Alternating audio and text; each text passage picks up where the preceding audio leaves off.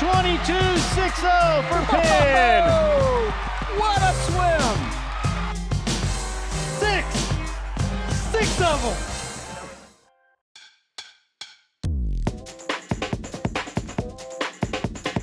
Welcome, everyone, to the first episode of Year 4 of the Bracket Report, brought to you by Delphi Bracketology.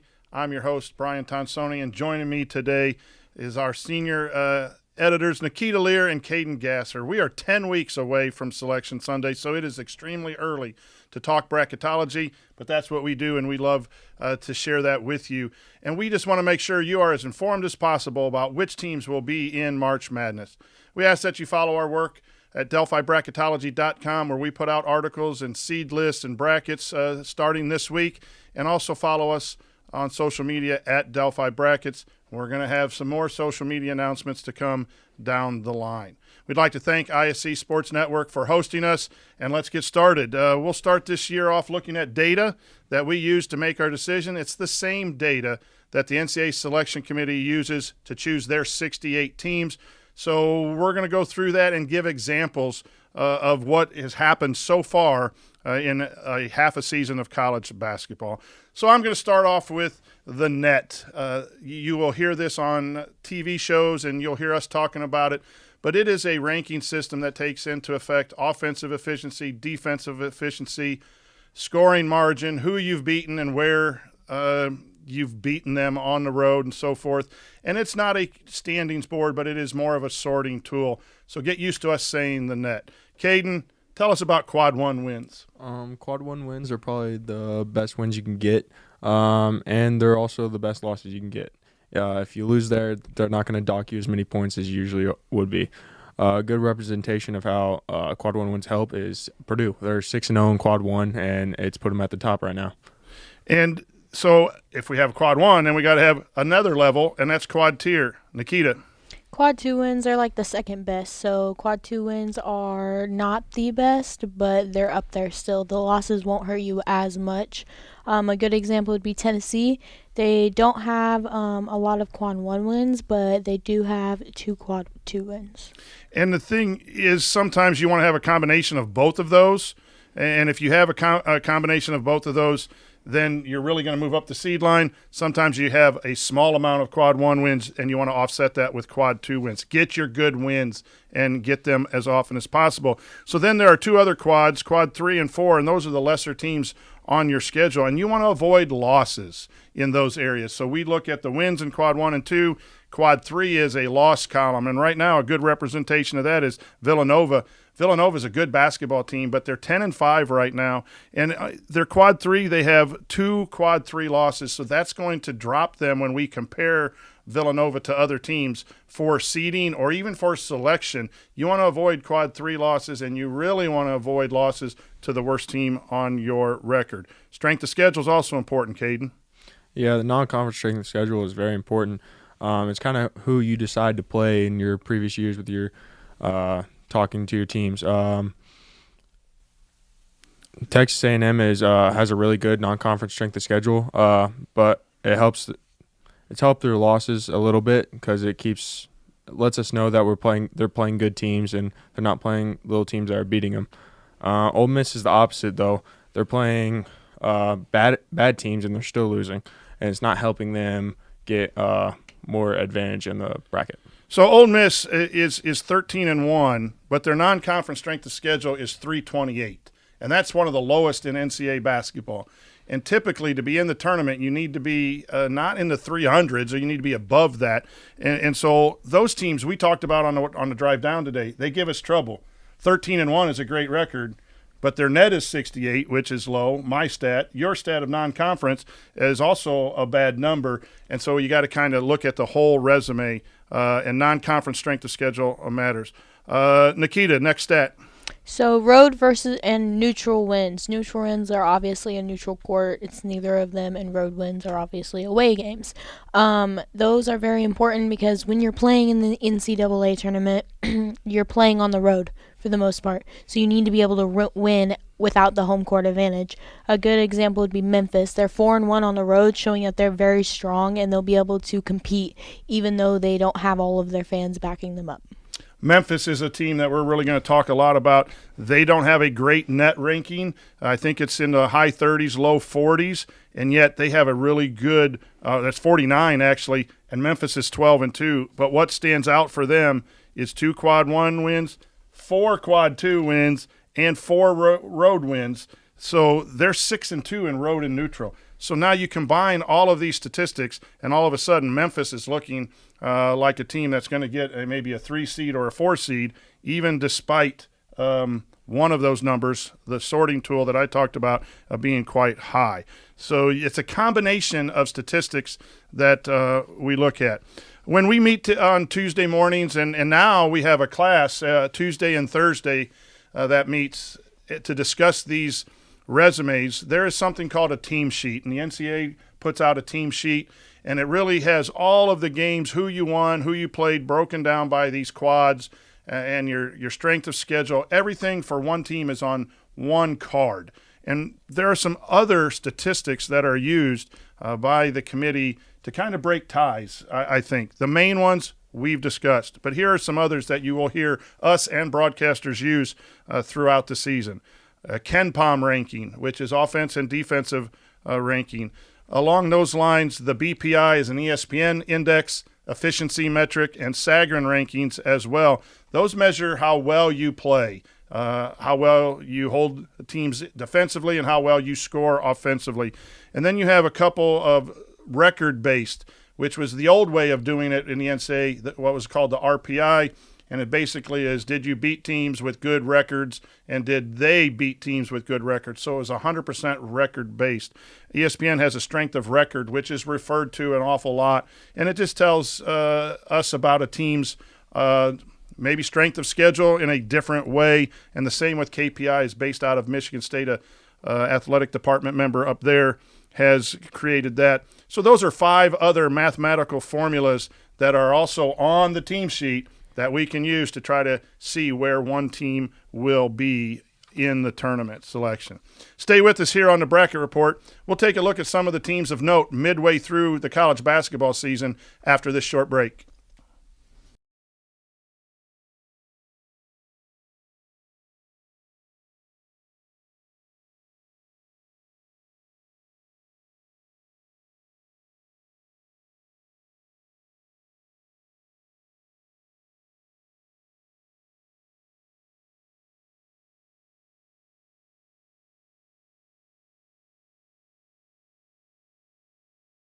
Your life is on the go.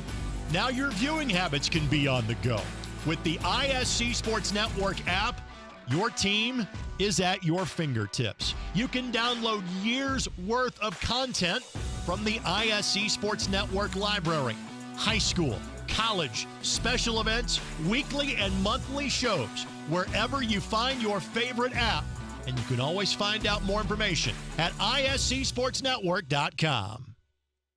Welcome back to the Bracket Report. I'm Brian Tonsoni here with Nikita Lear and Caden Gasser. We're from Delphi Bracketology, and we're going to take a look at some teams that are in our selection process right now, even though it is only halfway through the season, and a lot of this can change as the wins and the losses pile up.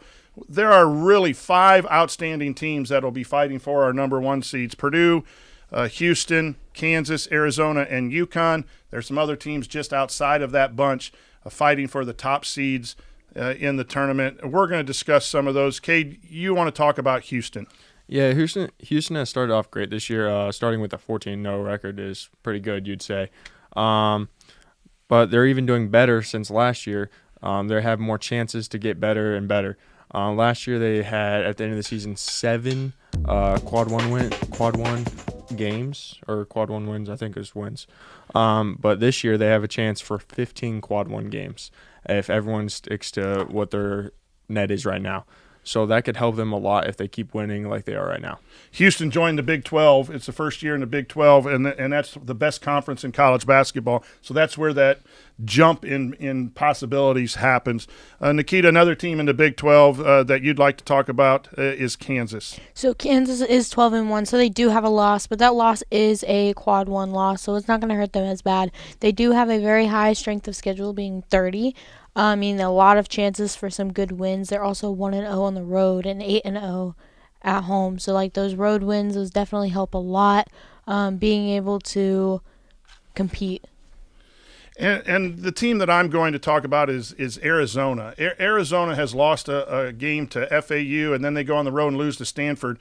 And one of the things that we try to do at Delphi Bracketology that might be different than some is we try to avoid recency bias. A loss doesn't mean you come in the next day and automatically drop Arizona down.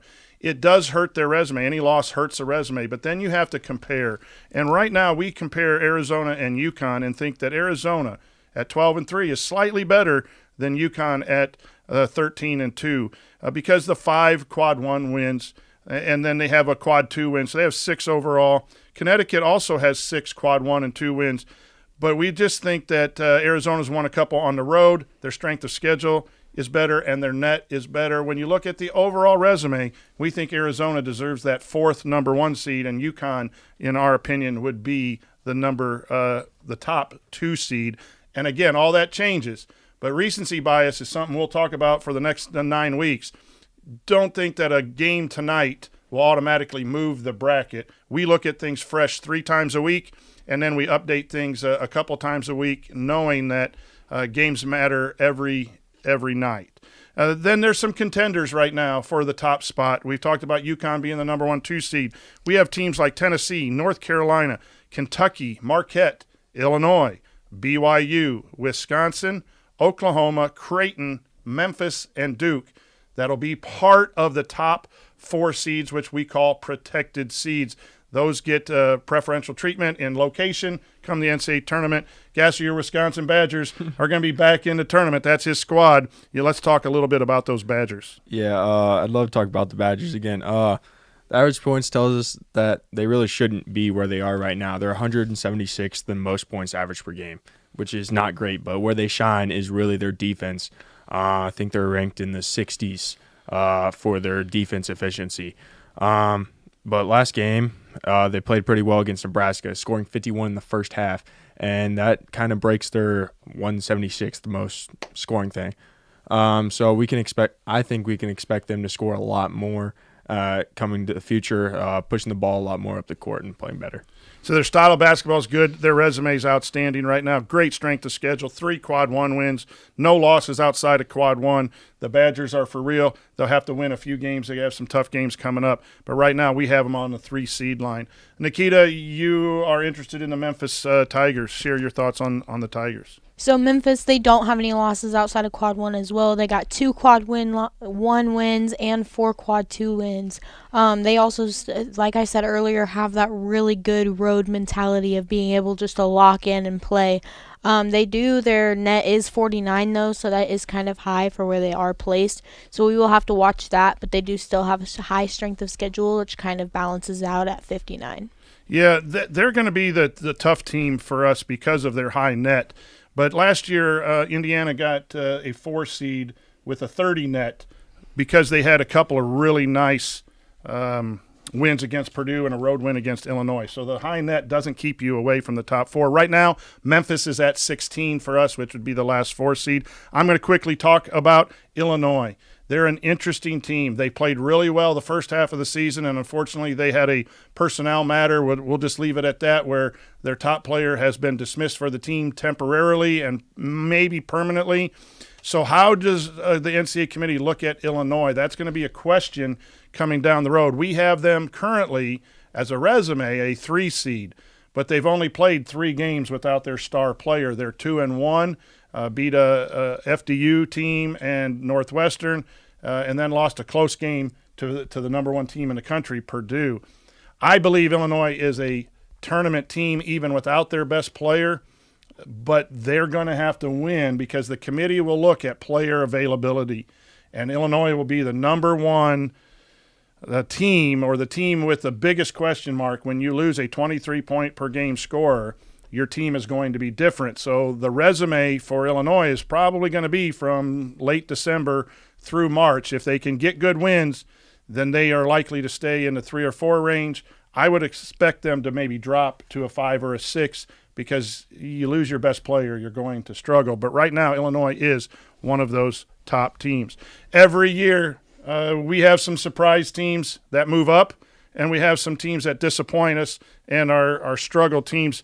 And Gasser, you're going to go back to Memphis, I think, for your surprise team. Go ahead. Yeah, Memphis, we talked about them a lot recently, but they're playing really well. They ended last year at an 8 seed, but they kind of found new gear with their senior coming back, David Jones, who has been playing very well in these important games, scoring 36 against ranked number 20 Arkansas. They also have a new addition, Tomlin, from Kansas State University, who's produced very well off the bench, averaging around 10 points a game. The thing I like about Memphis is they scheduled. They scheduled really, really well, and I think that's going to help them seeding-wise down the stretch. They lost Houston and Cincinnati out of their league, which were some big wins to add to their resume. But I think Memphis is definitely a surprise team. Nikita, who surprises you so far this year? So for me, it'll be BYU. Last year, they weren't even ranked, and now they're number 18 this year. They really came out, and they've had some really good wins. Their number 4 net is a really big jump from last year. Their net last year was a number 98, which is not good at all. Yeah, BYU will have to prove itself in the Big 12. They're part of that Big 12 move as well. Can they beat the good teams on their schedule? And if so, then they'll stay in this top 4 discussion for a seed. For me, how about them Indiana State Sycamores? A local team that is just playing outstanding basketball. Their only losses are on the road to Alabama and on the road to Michigan State, and really just a late run by Michigan State cost Indiana State that game. The issue that the committee's going to have for Indiana State, and it bothers me because I like smaller schools having an opportunity to go into the tournament, is they're not going to have too many opportunities for quad 1 wins. And if you don't have a quad 1 win, despite good numbers, history has shown that you have to win your conference tournament. You're not going to get an at-large bid. But Indiana State is a fun team. Their efficiency numbers are great because they run great offense and they play solid defense. They have outstanding young men playing for them. And Coach Schertz is just doing a great job. I hope that Indiana State can continue winning and puts a lot of pressure on the NCAA committee to get them in the tournament even if they don't win the Missouri Valley. And then we have to talk about teams that are on the bottom of the brackets, if they're in the bracket at all, but just teams that are struggling. Caden, who's your team that's struggling this year? My team struggling this year is Gonzaga. Gonzaga ended last year at 3 seed, and sadly we can't really place them right there right now. Last year they were 6-4 in quad 1. This year they're already 0-4. That's using all their losses from last year, and that's not going to help them very much beyond that. They haven't lost awful games, no, but they haven't beaten anyone yet, and that's going to be a big part over the next couple of weeks. I'm going to quickly share mine. UCLA, they're 6-9, under 500. They were a 2 seed last year. That's just tough to see. I think Mick Cronin does a good job out there, but they totally have redone their roster, and they're going through a lot of growing pains. They will not make the tournament unless they just run the table or win the Pac-12 tournament, and that could happen. But they've absorbed way too many losses for us to even be talking about them too much. Nikita, you have a very interesting team that's disappointing. So Texas for me is just the most disappointing out of them all. Last year they went from being a 2 seed with 14 quad 1 wins to just not having a resume this year. They have no quad 1 wins this year, and we really can't even place them in the tournament. They just, last year with their strength of schedule of 8 and this year with it being 230, they don't play anybody. They really dropped the ball this year.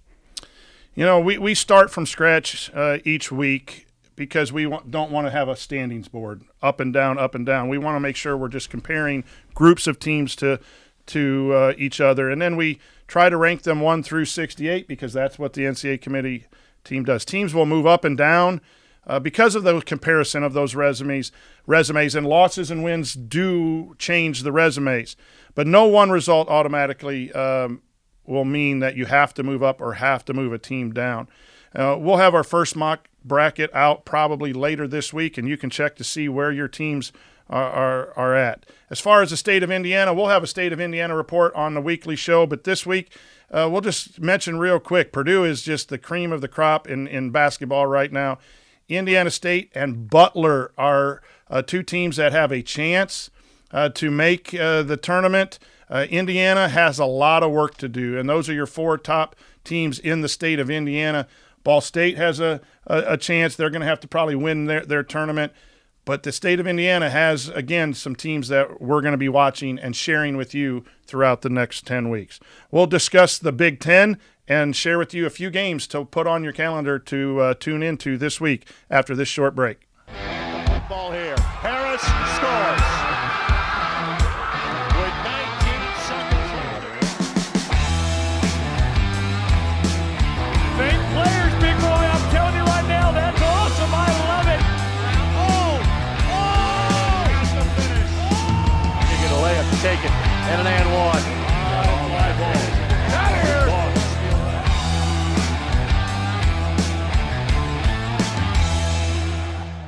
Many communities in rural America are often overlooked as underserved. These communities are being left behind due to lack of internet and access to state-of-the-art technology. That's why Mulberry Telecommunications provides rural broadband services and technology and is growing their presence in north central Indiana. Because every community deserves infrastructure and beyond. To learn more, contact us today. 3, 2, 1. Has the first dunk in the building from Aaron Goya. Waits, Waddell finishes and lays it in. There is right now the play of the game. Better finish. Good. We might see that on plays of the week. Great feed. The finish. Spin, win, three. Bury it in the lane. No, gun, yes. Whoa, what a play. Flying in.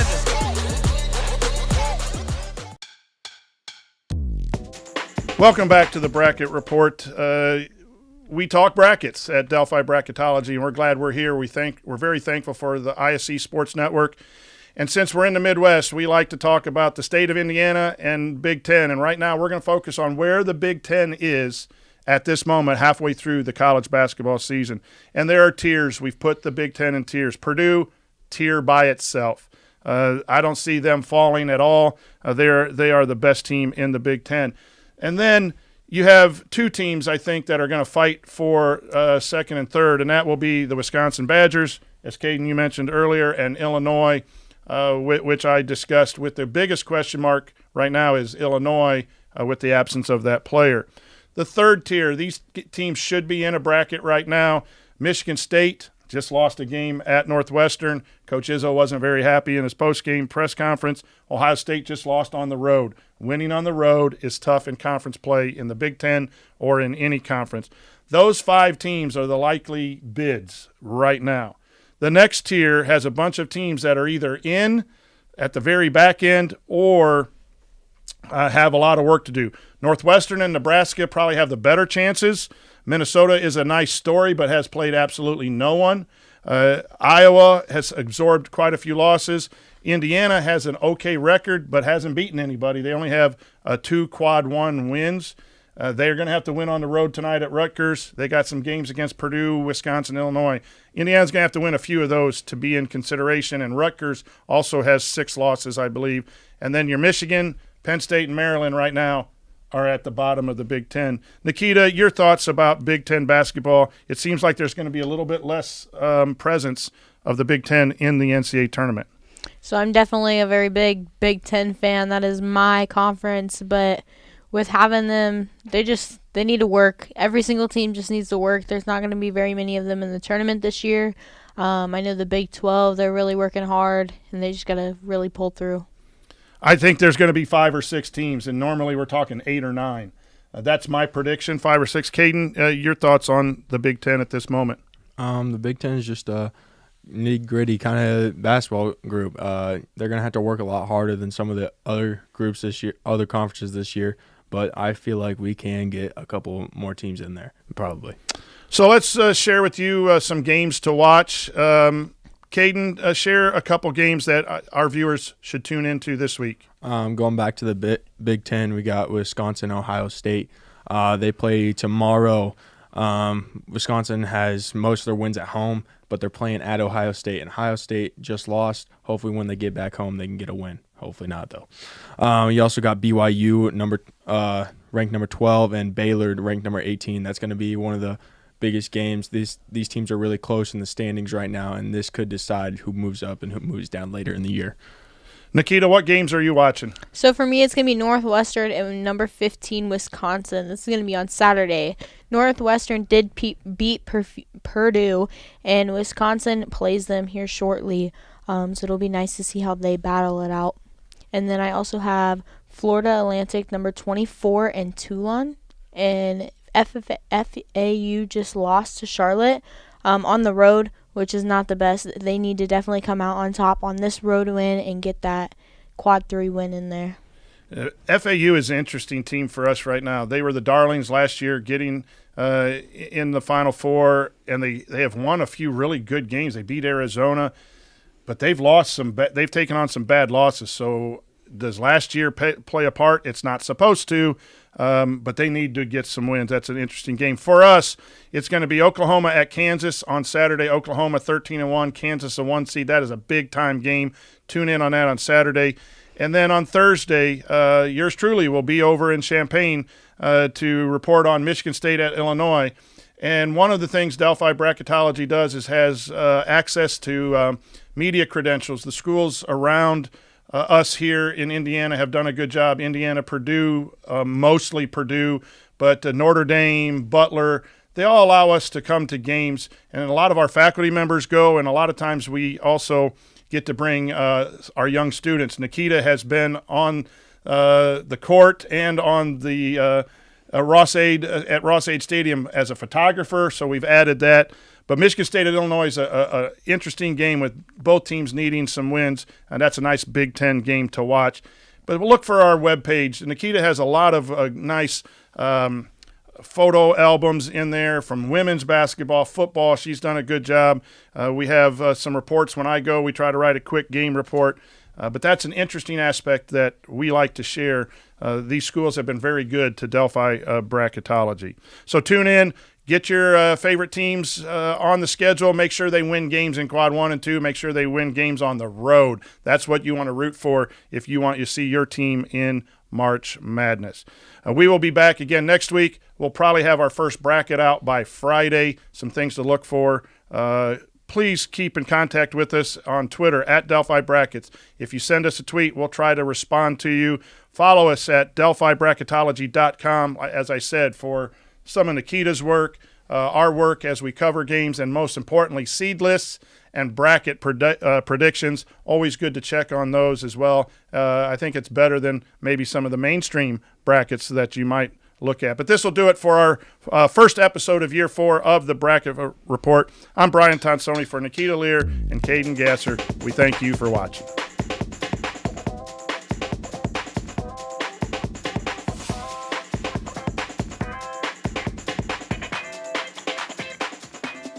Throw it up for Tillman. Whoa, my goodness.